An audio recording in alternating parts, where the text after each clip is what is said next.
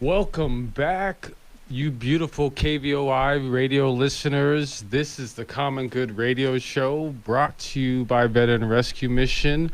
I am the illustrious, the infamous, the notorious, the known yet unknown Pastor John McClain in the studio with the one and only, the amazing, one of the best, one of the most brave, one of the most clever, and most magnificent motivational speakers that one could possibly ask for, by the name of Andreas Ruiz. Yes, welcome to the studio. Thank you for being here with me once more, brother. Yeah, man, I know. It feels like it's been a while. Yeah, it feels like I'm forever, glad to be here. but it feels good to be here like always. Yes, absolutely, man.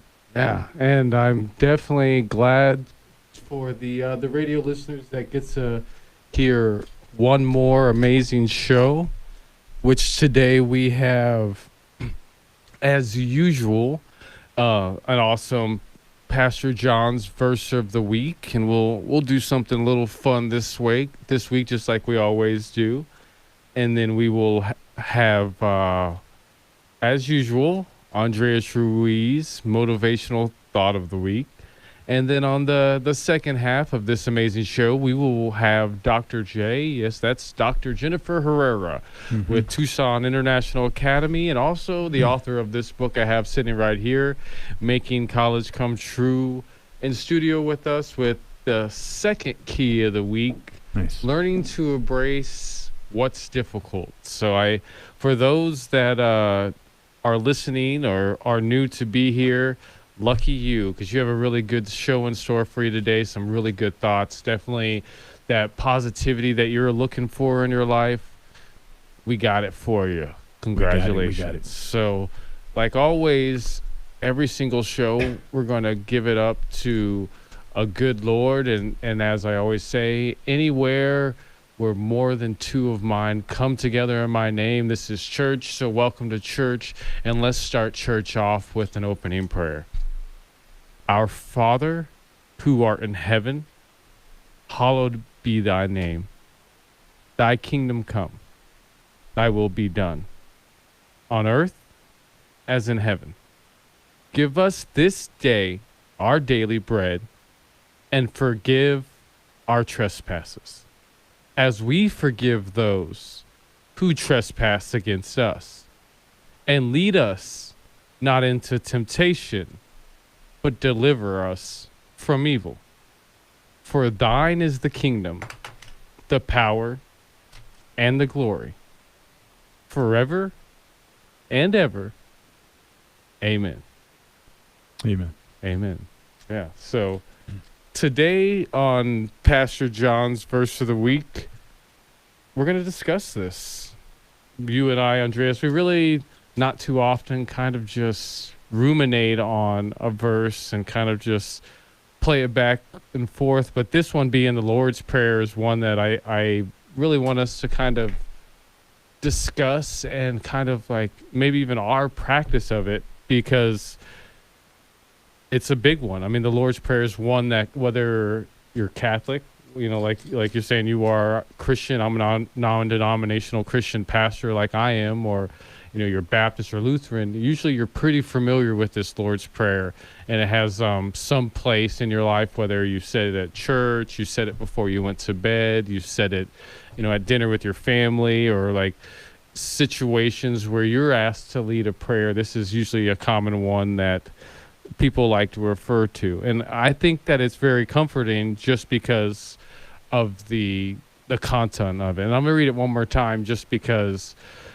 it'll give us the opportunity, particularly the radio listeners, the opportunity to kind of allow it to really sink in, and for us to kind of, you know, show the pinpoint moments that really affect us. So again, the Lord's Prayer, for those who aren't familiar: Our Father who art in heaven, hallowed be thy name.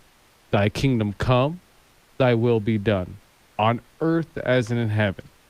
Give us this day our daily bread, and forgive us our trespasses, as we forgive those who trespass against us. And lead us not into temptation, but deliver us from evil. For thine is the kingdom, the power, and the glory, forever and ever. And I guess I'll start this off. The thing that really sticks out to me about this is this notion, and you don't hear it enough, which I think you should, is forgive me for my trespasses, for how I forgive others. Or the exact word is, forgive me for my trespasses as we forgive those who trespass against us.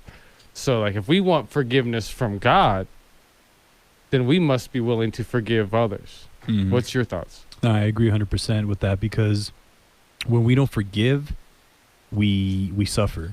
And I really believe that this is something that we have to do in order for us to move forward. The last time I gave a presentation for some kids, I told them you have to do a forgiveness, and we did a forgiveness meditation we've done in the studio, and they said it was just so hard to forgive. I can't forgive that person because they did something really bad to me.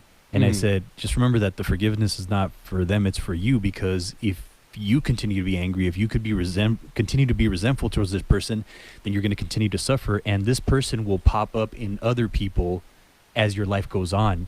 It could pop up in a coworker, a boss, a colleague that will trigger you, as that person in your past would trigger you as well, because you never, since you never forgave them, characteristics from in other people you will show up, and you unconsciously will start to get upset and say, that was not fair. Why was it not fair? Because you still haven't forgiven that person who maybe betrayed you, who maybe said something terrible to you, made you feel bad, made you feel resentful towards them. And then now this person that's your boss or is a colleague or anything is now pretty much the same person that you never forgave. So I think that, yeah, you definitely have to forgive, but you have to also forgive yourself. Yourself is very important, that you forgive yourself. What are your thoughts about that? Yeah, absolutely. Yeah, definitely. It's just, we don't think about, one, how much we need to ask God for forgiveness, and to kind of go to God and not just hold on to that shame, and two, how that relationship also exists with how we need to forgive other people, and the idea that you may be holding on to a little shame because every time I see you, I look at you a certain way, or I talk to you a certain way, because you did the slightest, you ate my sandwich for lunch, and it's just these ridiculous things. But this is Pastor John's verse of the week. Thank you for tuning in to the Common Good Radio Show, brought to you by Veteran Rescue Mission. I definitely want you to call 790-2040.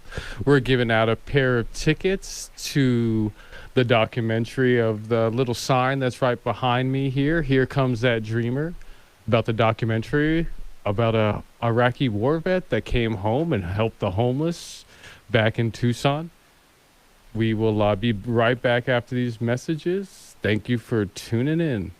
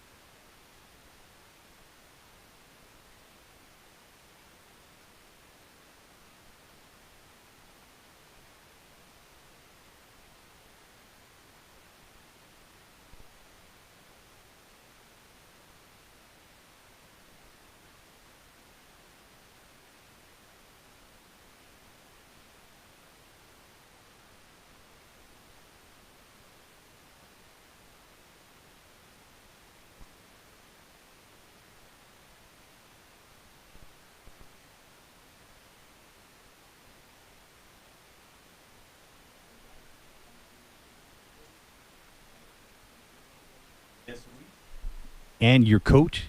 Welcome back to the Common Good Radio Show. I am your coach and motivational speaker, Andres Ruiz, alongside Pastor John McLean. And today I have something special for all of you. And I'm going to give you the map to the wealthiest place on the planet. Okay. That's yeah. So, but before I give you the map to the wealthiest place on the planet, I like to tell you a story.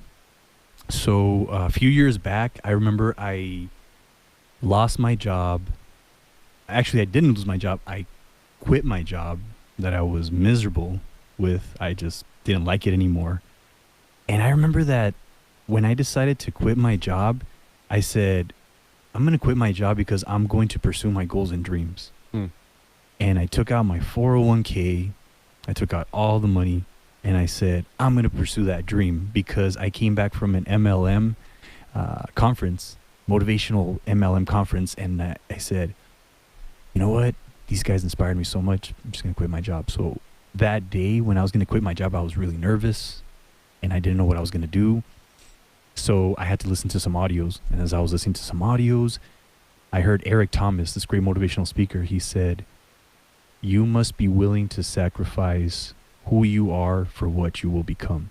And then I said, I have to sacrifice this job in order for me to become the person I was meant to be. So then I went up to my supervisor and I said to her, hey, I need to talk to you. And she said, oh, okay. She looked kind of concerned. We went into the room and I said to her, I'm putting in my 2 weeks notice. And she looked at me like if I was crazy. And then she said, but why would you quit your job? Like the pay's good.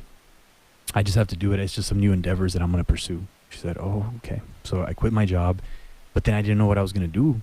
I thought I was going to do nutrition, but I was so stuck in fear that I ended up doing nothing. I just was paralyzed by fear, no action. The money was running out. And I heard Les Brown once say, when you don't have a job, just go out and serve, go help somebody. So then I went to a home for the elderly. And then this home for the elderly, I just went to go volunteer. I wasn't even getting paid for it. I would just talk to the elderly and just visit them. And I went there so many times that then they gave me a job. So I volunteered so many times that, hey, you want to work? Just helping out the elderly, talking to them, exercising with them. I would do exercise with them. It was really cool. And then I remember meeting this one particular gentleman by the name of Dan. And Dan was really cool. He was like in his mid-60s. And we would always talk about life. We would talk about Starsky and Hutch. We would talk about movies. We would talk about music.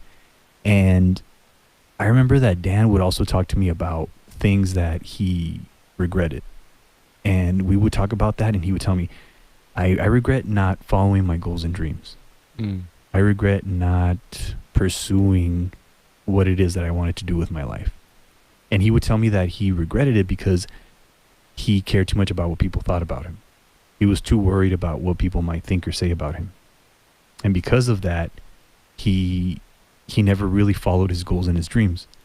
He worked jobs, as a police officer. He loved it, but that's something that he regretted. And he also told me that one thing he regretted was also not having kids. And when I would visit him, he would tell me, hey, I feel like you're like a son to me. And is it okay if I call you son? He even told me, and I said, yeah, that's fine. That's cool. And I remember that there was one time when I was visiting him, and it was in like November. It was like really early in the morning. And then he started telling me, you know what, Andres, because you've been here just talking to me, I feel like I'm still living. If it had not been for you and another pastor as well, who would visit him, had it not been for the two of you, I'd probably be dead because he was so lonely and sad. And I still remember that day, like I was crying, man, because he just really got me emotional, just thinking, wow, I really made an impact in this man's life. And then I remember later on during that year, like in January, I was passing by his room, and then I noticed that his room was empty. And then I said, and I saw a cleaning lady there, and I went in there and I asked her, hey, where's Dan? And she looked at me and she said, I'm sorry, but Dan passed away this morning. And I felt so sad when I heard that. And, I was crying. I was talking to some of the nurses there, and they were really sad too, because he was a really kind man. He was really, really good guy. Had a lot of potential. The way that he would speak, he was just very smart. I saw the greatness within him when I would talk to him. And it made me really sad, but what made me even more sad is that this man who had greatness within him, he never really lived his full potential. Like he passed away with regrets. And the place that I was talking about, where it's the wealthiest place on the planet, it's not in Dubai, it's not in South Africa where there are gold mines, like diamond mines. It's in the graveyard, because in the graveyard you will find ideas, inventions, hopes and dreams that were never brought to life because of fear. And this is how many people with so much potential have gone to the grave. How many people have never really lived their fullest potential because of fear, because of fear of rejection, failure, caring about what people might think or say about them, stepping out of their comfort zone, not feeling good enough. And I tell you this from experience of coaching a lot of people. These are fears that keep coming up. And, you know, I tell people how, in my book, I mention how, just imagine, if you will, laying on your deathbed and standing around you are the ghosts of the dreams, the ideas, the inventions, the books that were never brought to life. And they're staring at you with large, angry eyes saying, we came to you and only you could have given us life. And now we must die with you forever. And what I want to ask everybody right now is, what is something that you have not taken action on? What is something that you have not pursued in your life? And what's holding you back? What is the fear? Do you care what people might think or say about you? Are you worried that you might get rejected? Are you worried you might fail? What is it that's stopping you? And how much longer are you going to wait? Are you going to wait until you're on your deathbed? Or are you going to take action today? Tomorrow's never promised. 20 minutes from today is not promised. So are you going to move forward? Are you going to take action? So that's the wealthiest place on the planet. What are your thoughts? As I love it. I mean, I don't know how our thoughts always align. It's almost as if, like, you are that fly on the wall in my house that watches me read new books. Because right now I'm reading 5 Wishes by Gay Hendricks, which is the book before The Big Leap. It's a New York Times bestseller. And that's pretty much the theme of 5 Wishes. And the main question that's being asked in 5 Wishes is, if you were asked on your deathbed, what did you not do to meet success, what would your answer be? So isn't that pretty much what you're asking? Yeah. And the thing, like, as you're saying, that came into mind, I don't know if you've ever seen the movie Good Will Hunting, but that's kind of like the theme of Good Will Hunting, where Will Hunting is this genius who's like a janitor at MIT or some top-notch school, and he goes behind the professors and does the math problems on the board, yet he doesn't let everybody know that he's this genius, and he kind of hides it his whole entire life. Wow. Till the point where he says, okay, I'm gonna own that. And obviously it's a movie, so his heart has him go, and follow his dreams. But that's all of us. We all have this genius in us. Yeah. And it's just they're ready for us to just explore it and really, like, break through whatever upper limit problem or whatever barrier we have to get to that greatness, because it's right there, just peekabooing right inside of us. Yep. Yeah, man, that's powerful, man. I'm definitely have to check out that book as well, because you were reading some really good books that I'm definitely interested in. And just around good people with good minds are helping me out. That's amazing. Yeah, and if anybody's interested in just following that goal, that dream, and being of service, and making a side income, or maybe even going full-time as to serve people, so that you can run your own calendar, be your own boss, and do work that you love every single day. I have a Legacy Coaching Academy coming out in November. It's going to be in mid-November, and you can check out my website, ibelieveinmyself.org, and you can find the link there, so you can join us. And then also my book is out on it's an ebook. Yeah, It's on Kindle. congratulations. Thanks, man. And it's called Morning Warrior Secrets. So this will give you the ritual that I have. Very short read, 68 pages. You can read it probably in the same day, and it will change your life. Like it's changed some lives already. Some people have been reaching out to me saying like, "Oh my God, this is an amazing book." So go to Amazon.com, check out Morning Warrior Secrets by Andres Ruiz, and I guarantee you that this morning ritual will take your life to the next level. We'll be right back on the Common Good Radio Show. Thank you.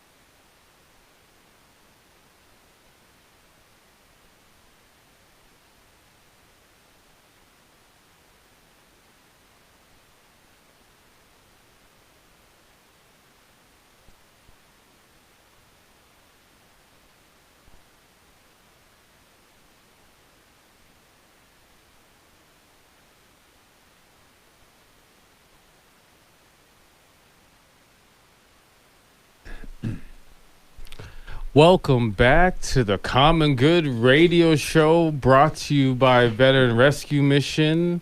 I am your friend, your local neighborhood Pastor John McClain, in studio with my sidekick, yet side man, yet man with a plan, right-hand man, Stan, yet they call him Andreas Ruiz.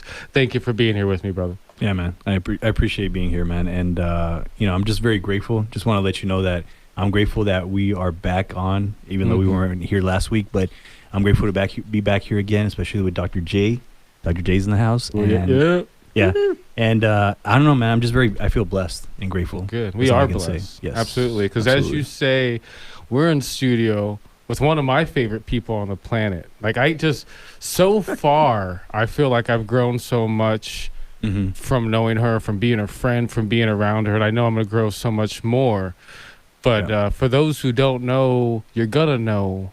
We're in studio with Dr. Jennifer Herrera, the author of Making College Come True, and the superintendent, I said superintendent, of Tucson International Academy. And thank you once again, my sister, my friend, Dr. J, for being in studio with us. Oh, you bet. Glad to be here. My pleasure. The honor is all ours. What did you say? Absolutely. 100%. Yeah, absolutely. And just like our listening audience has got accustomed to, I've actually had a couple friends and a couple listeners ask about Dr. J's Keys of the Week. This week we have another Dr. J Key of the Week. It's, as I mentioned earlier, this is key number 2, and we're going to learn to embrace what's difficult. Which, I mean, for me, being a combat veteran, being an adult, being a parent, being a director of a nonprofit, being so many things, I know that this is kind of like the foundation of maturing and of kind of being a leader and being successful, is dealing with things that are difficult, doing things when you don't want to, having what we call in the grown-up world discipline. So we'll start the party off, and I asked the Dr. J, tell us about the relationship between something being difficult and the reward one receives upon accomplishment. Well, doing something that is difficult has a lot of facets to it. So there's a lot of ways you can look at that. One of them is, the number one thing about it is that difficult situations grow you. And if you're not growing, you're dying. So if you're not experiencing anything but bliss in life, and you just cruise through with no bump, no nothing, you will have a tendency to fall into oblivion, where you just aren't really growing anymore, and then you just start to recede, and then things start to happen to you that you didn't want. So it's better to, you're going to have difficulties in this life, so why not go out and pick the higher goal, pick the more difficult trail, and get the benefit from it, because that's the relationship. Difficult times and struggles and disciplines lead to accomplishments that will really ignite your life and make you excited, and will grow you, and it will change and challenge. As you're challenged in different areas of your life, it will kind of birth it out of you something new in character, in the ability, the skills, and the deeds that you're able to do once you've walked through that hard path.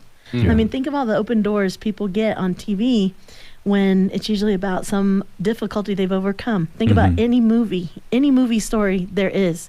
It's always got the climax, and the climax is, what do they do? Oh no, they had an accident. What happens now? And then that's the rest of the movie. It's something that's celebrated and cherished in life, yet it's really hard. It's really difficult. And the difficulty, you have to then turn to, like, things that Coach Ruiz would say, which is, you don't want to, you need to guard your mindset. You have to stay in the right mindset. As you go through difficulties, how you're perceiving and embracing that difficult time, or embracing the suck, as one of my coaches in the past has said, how you embrace that is going to depend on how you can walk through the time. And my experience is when I just go ahead and buck up and do what I know that I need to do instead of resisting and fighting and trying not to have to go through it, is that you'll get through it faster. And also you might not repeat that same lesson again in life if you really learn your lesson. So those are things that I just keep in mind as I go through it. Also, I know that that's the nature of life. That's how we grow. That's how new things happen.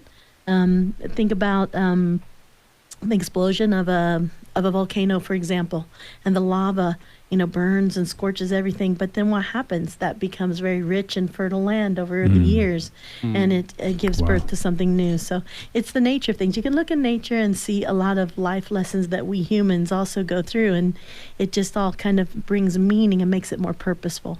So not to hate those times of difficulty, learn to embrace them. That's beautiful. I mean, and just as you were saying that, I was definitely thinking about, obviously, in my life, I want to think in all of our lives, we have that. I mean, we're kind of surrounded in this room with, somewhat of a celebration of the difficulties that I went through in life and, and the telling of that story now. And I certainly tell my own children the same story of not only don't be afraid of those difficulties, don't be afraid of the sacrifice and the pain. Like, look for it. Look for it, because there's something amazing right around the corner as soon as you get through that. So I guess kind of an off branch of that question is like, what has been one of the most difficult things you've attempted and turned out to be worth it in the end? Well, for me, I think everything sounds fun. Oh, it sounds good. Let's go for it. I mean, anybody who's worked with me or knows me, they're like, oh, God, no, here she goes. Don't even talk to her about that, because she's going to like it. She's going to want to do it. My problem is finishing it. Okay. So I like to start everything. Ooh, let's have a party. Yeah, let's do that. And then I'll just delegate the rest of it to somebody else. But there's some things in life that can't be delegated. So you have to finish some things on your own, and those are hard. And I would have to say, I mean, I didn't plan this in particular, but the truth is the most difficult thing I finished was my PhD.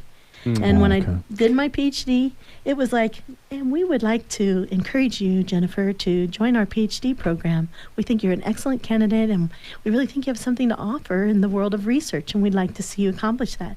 And I was, of course, flattered, blessed, honored. Wow, sure, I'll do it. I'll take some more classes. I like classes. Classes are easy for me. Let's do it.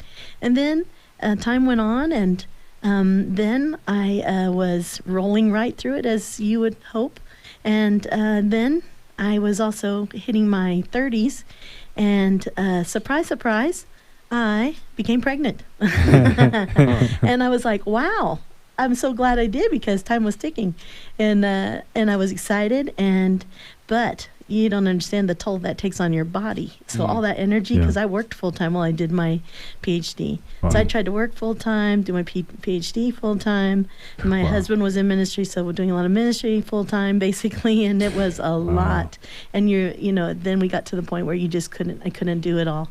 And then you have to start reassessing, okay, what should I really do? Since I can do less, what is a must? And so how that worked out. Once I had my child, who did end up being my one and only, I wanted to be a full-on mom. I wanted to have that time, and I always told my husband, when we have kids, I would like a couple of years at home. So we had to dig deep, find the money, and I stayed home for 2 years. But during those 2 years that I stayed home with my daughter, we lost my mother-in-law, so I took her to a lot of her cancer appointments, and did get that quality time with her, and she got to know our child as an infant. And at the same time, just like 4 months later, my dad also became terminally ill. And so when my dad, with my mother-in-law, she passed in November, my dad passed in April. And in March, I went to Aruba to finish my dissertation project with my 14-month-old. And so it was like, it was fun to be able to take her, a little scary because it's a foreign country. Even though it's beautiful there and people are friendly, it is another country. And so you're living there with your child. My husband was in his own internship for his program for pastoring. So he had to come back. He couldn't stay with me down there. and he also had to pay bills. So that had to happen with us. I stayed by myself with the 14-month-old, and she went to her first preschool in a foreign country. She learned her first words in a foreign country with the some of the basic language of their island, and it was so much fun to be there. But then my mom said I had invited my parents to come down and help me so they could babysit her while I did my stuff. I hate to cut you off, Oh, sure, but go ahead. our listening audience is going to have to get the rest of this story after the break. It's good No stuff. problem. I love it. I just have to remind them, you are listening to Common Good Radio Show, brought to you by Veteran Rescue Mission. If you guys want to hear more from Dr. J, go ahead, tune back in. Also, go to veteranrescuemission.org to support our 2-day campaign to outreach to the streets, to the unhoused people on the streets, and bring awareness to Here Comes That Dreamer, the documentary, coming to theaters real soon.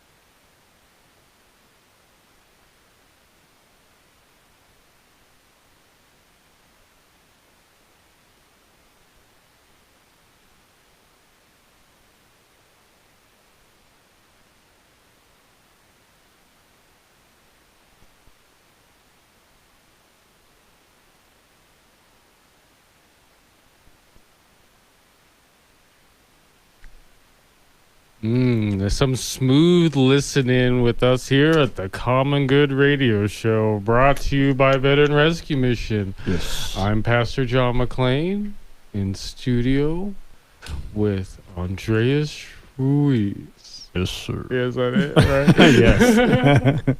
And then also we have, for those that were lucky enough to be listening on the other side of that sponsor break, Dr. J, the author of Making College Come True, the superintendent of Tucson International Academy, and one of my favorite people. Thank you for being here with us, Dr. Jennifer Herrera. Thank you. Thanks for having me. Absolutely. And also, those who are listening know that we were talking about key number 2 of Dr. J's amazing book, Making College Come True.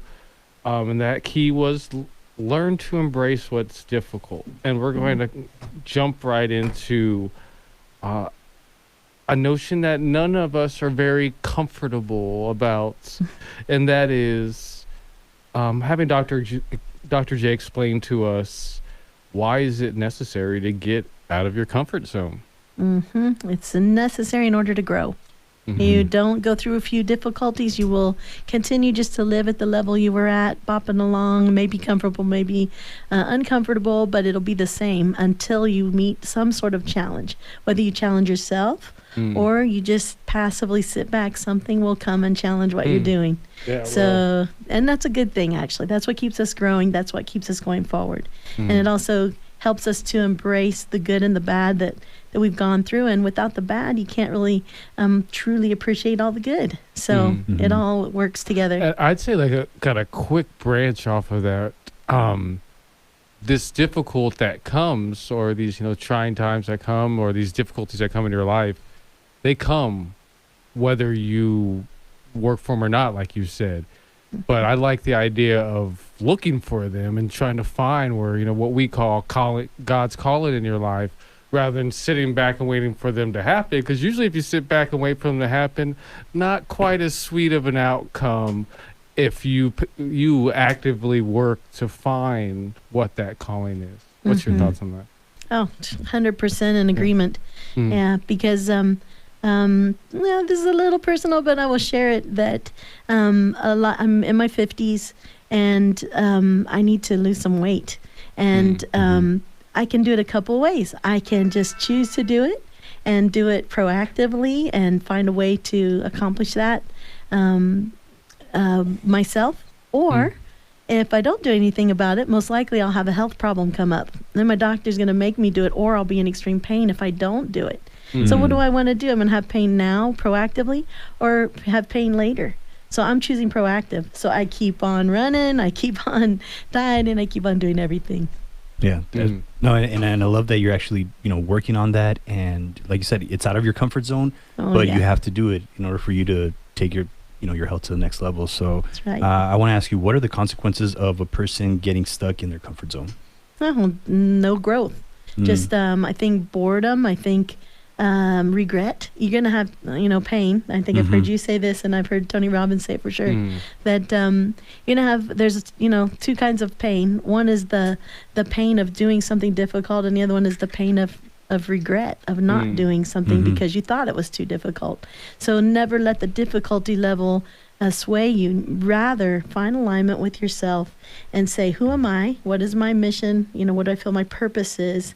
And now, does this thing that I'm considering doing, does it fit my purpose? If it does, then I believe you should go for it, even if it's very hard. So if it's writing a book and you haven't done that before, there's a lot of things to figure out. And it's expensive if you have someone else do it. So you have to kind of do it on your own if you're going to not break the bank. But it's worth it. It's worth figuring out, because then you finish and you're able to help people, and it just feels so good. And your purpose and your mission are furthered, rather than just staying the same. I love it. I say kind of like a jump off that as well. So when it comes to trying new things and stepping out of your comfort zone, where do you draw the line between courage and doing something that took a little bravery, and kind of something that's a little boneheaded, and something that's kind of like a knucklehead decision, and you're kind of what they would call pipe dreaming in it? Where's that line? Wow. So that is a line that does have to be recognized if it comes up. So what I always encourage, like our students at Tucson International Academy and myself and my little group of people that I influence at our church and among friendship groups, is again, back to alignment. Does it fit your alignment? And if it does, but it's something that does it fit your values, your morals? So if you're going to make investments, for example, and you want to get ahead financially, are you going to invest in just anything, or does it matter if it's for a cause that you don't particularly believe is healthy or good, but you go ahead and you invest in it? So you have to make those calls, the moral call.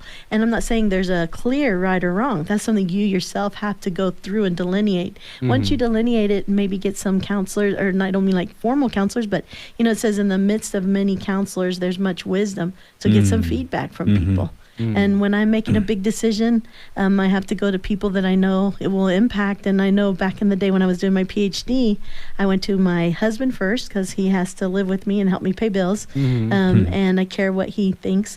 My pastor at the time, and because he was always looking out for my good, and what did he think about me going to Aruba? And then my dad. And my dad was like, you better finish that PhD. You better get down there, So I got 3 green lights that helped me make the decision. And then when it was really hard, I was able to stay the course because I felt like I had support from people. And I also knew it aligned with my mission in life, my purpose. And it was relatively safe. I mean, there was always a factor.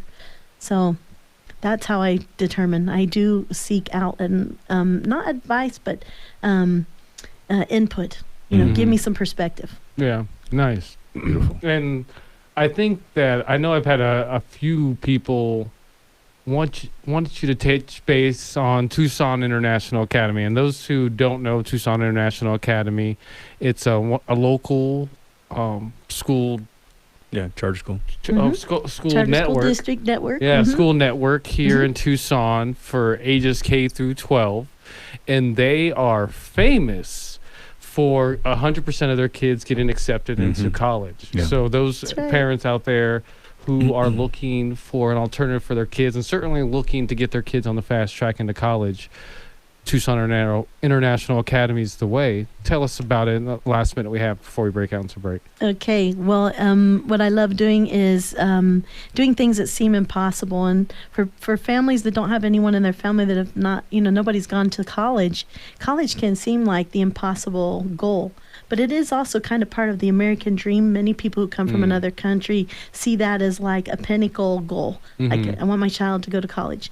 And so how do you get them there? Well, there's a lot of hoops that you got to jump through. You got your financial aid, you have your GPA, you have your scholarship, you have all that. So we help walk people through that.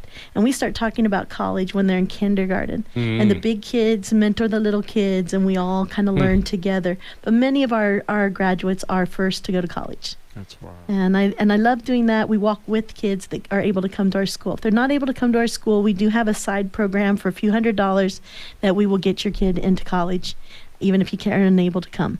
That's so there's beautiful. A couple of ways to do it, and just call and get more information. And how do they get a hold of you guys if they want to get enrolled, if they want to get involved? Yeah, if you want to get enrolled, you can go on our website, TucsonInternationalAcademy.com, or you can call 792-3255. Awesome. Well, thank you for being in the studio with us once more, Dr. J. Always a pleasure, honestly. Yeah, this is the Common Good Radio Show brought to you by Veteran Rescue Mission. I'm Pastor John McClain. Who am I in studio with? This is Andres Ruiz, your coach and speaker. Yeah, and thank you once again for listening to us. We love you so very much, and we'll see you next week.